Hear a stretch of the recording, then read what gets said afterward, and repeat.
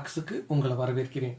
தொடர்ச்சியாக நம்ம எப்படி யூடியூப்பில் வீடியோஸ் அப்லோட் பண்ணுறது, என்னென்ன செட்டிங்ஸ் எல்லாம் வச்சா நிறையா ரீச் வந்து வாங்கலாம், அதே மாதிரி ஃபேஸ்புக்கில் என்னென்னலாம் செய்ய முடியும் என்பது குறித்து பல்வேறு விஷயங்களை நம்ம தொடர்ச்சியாக வழங்கிக்கிட்டு வரோம்.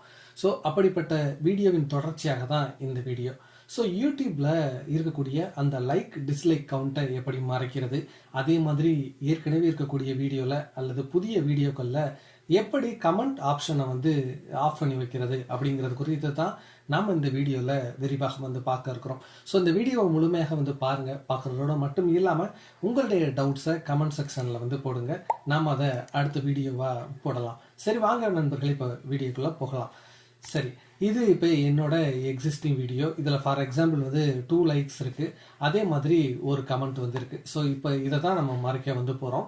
ஸோ இதுக்கு என்ன பண்ணணும் அப்படின்னு பார்த்தீங்கன்னா, உங்களுடைய சேனலை ஓப்பன் பண்ணிக்கோங்க. அதோட இந்த ரைட் ஹேண்ட் சைடு பார்த்தீங்கன்னா இந்த ஐக்கான் வந்து இருக்கும். ஸோ இதை வந்து கிளிக் பண்ணிவிட்டு யூடியூப் ஸ்டுடியோ அப்படிங்கிற ஆப்ஷன் வந்து இருக்கும். ஸோ இதை கிளிக் பண்ணிங்க அப்படின்னா உங்களுக்கு இந்த மாதிரி ஒரு டேஷ்போர்டு வந்து வரும். ஸோ டேஷ்போர்டு இருக்கும், கீழே வந்து பார்த்தீங்கன்னா கண்டென்ட் இருக்கும். ஸோ இந்த கண்டென்ட்டில் என்ன இருக்கும் அப்படின்னு பார்த்தீங்கன்னா, நீங்கள் அப்லோட் பண்ண வீடியோஸ் எல்லாமே வந்து இந்த இடத்துல வந்து இருக்கும். ஸோ இப்போ நம்ம இந்த வீடியோவுக்கு தான் வந்து ஆஃப் பண்ண போகிறோம். ஸோ என்ன பண்ணணும் அப்படின்னு பார்த்தீங்கன்னா, இந்த வீடியோவை செலக்ட் பண்ணிக்கணும். ஸோ நீங்கள் எல்லா வீடியோவுமே செலக்ட் பண்ணி அட் எ டயத்தில் கூட பண்ண முடியும், இல்லைன்னா சிங்கிள் வீடியோக்கு கூட பண்ணலாம். ஸோ இப்போ நம்ம இந்த ஒரு வீடியோக்கு மட்டும் தான் பண்ண போகிறோம். ஸோ பாருங்கள், இந்த எடிட் ஆப்ஷனுக்கு போயிட்டு கீழே அப்படி ஸ்க்ரோல் டவுன் பண்ணி பார்த்தீங்கன்னா யூசர் ரேட்டிங்ஸ் அப்படின்னு ஒரு ஆப்ஷன் வந்து இருக்கும். ஸோ இதை கிளிக் பண்ணுங்கள். இங்கே ஆன் இருக்கு இல்லையா, இதை வந்து ஆஃப் அப்படின்னு வந்து கொடுத்துருங்க. ஸோ அப்டேட் வீடியோஸ் அப்படின்னு வந்து கொடுங்க. ஸோ நல்லா கவனமாக இருங்க. இந்த வீடியோவை நீங்கள் இந்த வீடியோவுக்கு கொடுத்துட்டீங்க அப்படின்னா அது வந்து ஸ்டாப் பண்ண முடியாது, அப்டேட் ஆயிரும் அப்படின்னு தான் சொல்லியிருக்காங்க. ஸோ இப்போ நம்ம வந்து அப்டேட் வீடியோஸ் அப்படிங்கிறத வந்து கொடுக்குறோம். ஸோ இப்போ நம்ம யூசர் ரேட்டிங்ஸை வந்து ஆஃப் வந்து கொடுத்துருக்கோம். ஸோ இப்போ வந்து பார்த்தீங்கன்னா அப்டேட் ஆகிருச்சு. ஸோ இப்போ நம்ம வந்து இங்கே ரெஃப்ரெஷ் பண்ணி வந்து பார்க்கலாம். ஸோ இங்கே நீங்கள் பார்த்தீங்கன்னா ஏற்கனவே ஒரு நம்பர் இருந்துச்சு பார்த்தீங்களா, இப்போது அந்த நம்பர் வந்து இருக்காது. ஸோ இதுதான் வந்து பார்த்தீங்கன்னா இதை வந்து ஆஃப் பண்ணுறது. ஸோ இப்போ நெக்ஸ்ட்டு என்ன பண்ண போகிறோம் அப்படின்னு பார்த்தீங்கன்னா, இந்த கமெண்ட் செக்ஷனை எப்படி இது பண்ணுறது ஆஃப் பண்ணுறது அப்படிங்கிறத பற்றி பார்க்கலாம். ஸோ சேம் வீடியோ செலக்ட் ஆகியிருக்கு. ஸோ வந்து பார்த்தீங்கன்னா இந்த வீடியோ வந்து செலக்ட் பண்ணிக்குவோம். செலக்ட் பண்ணிட்டு எடிட் போனீங்க அப்படின்னா கமெண்ட்ஸ் அப்படிங்கிற ஒரு ஆப்ஷன் இருக்கும். ஸோ கமெண்ட்டுக்குள்ளே போனீங்க அப்படின்னா கிளிக் பண்ணிட்டீங்க அப்படின்னா இங்கே நியூ வேல்யூ அப்படிங்கிற இடத்துல ஏகப்பட்ட ஆப்ஷன் இருக்கும். அலோவ் ஆல் கமெண்ட்ஸ் இருக்கும், இல்லைனா hold potentially inappropriate comments for ரிவ்யூன்னு இருக்கும். So hold all comments for review அப்படின்னு வந்து இருக்கும். ஸோ இதெல்லாம் என்ன மீனிங் இது ரெண்டுன்னா, ஸோ யாராவது வந்து ஒரு த்ரெட்டாக இருக்க மாதிரி ஏதாவது ஹார்ம்ஃபுல்லாக வந்து உங்களுக்கு வந்து கமெண்ட் போட்டிருக்காங்க அப்படின்னா உங்களுடைய ரிவ்யூக்கு அப்புறம் தான் வந்து அது பாப்புலேட் ஆகும், அதாவது ஷோ ஆகும். அதே மாதிரி பார்த்தீங்கன்னா யார் கமெண்ட் போட்டாலும் அது வந்து உங்களுடைய ரிவ்யூக்கு அப்புறம் தான் வந்து ஷோ ஆகணும். அப்படின்னா நீங்கள் ஹோல்டு ஆல் கமெண்ட்ஸ் ஃபார் ரிவ்யூன்னு வந்து கொடுக்கலாம். இல்லை எனக்கு கமெண்ட்டே போடக்கூடாது அப்படின்னு நினச்சோம் அப்படின்னா இந்த டிசேபிள் கமெண்ட்ஸ் அப்படிங்கிற ஆப்ஷனை வந்து இது பண்ணிவிட்டு அப்டேட் வீடியோ கொடுத்துருக்கேன்.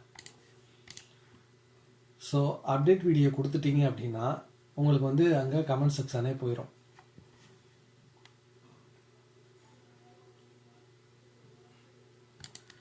ஸோ இப்போ பாருங்கள், நம்ம ரெஃப்ரெஷ் பண்ணி பார்க்கலாம். ஸோ இங்கே பார்த்தீங்கன்னா கமெண்ட்ஸ் ஆர் டர்ன்ட் ஆஃப் அப்படிங்கிற ஆப்ஷன் தான் வந்து உங்களுக்கு காட்டும். ஸோ யாருமே வந்து கமெண்ட் பண்ண முடியாது.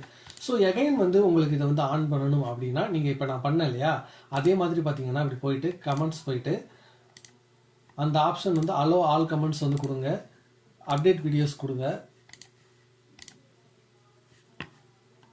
ஸோ இப்போ அப்டேட் ஆனோடனே என்ன நடக்குது அப்படிங்கிறத வந்து நம்ம பார்க்கலாம்.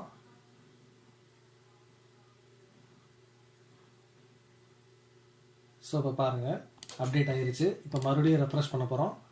ரெஃப்ரெஷ் பண்ணிவிட்டு எப்படி இருக்குது அப்படிங்கிறத வந்து பார்க்கலாம். ஸோ அந்த கமெண்ட் செக்ஷன் வந்து பாருங்கள் அப்படியே வந்துருச்சு.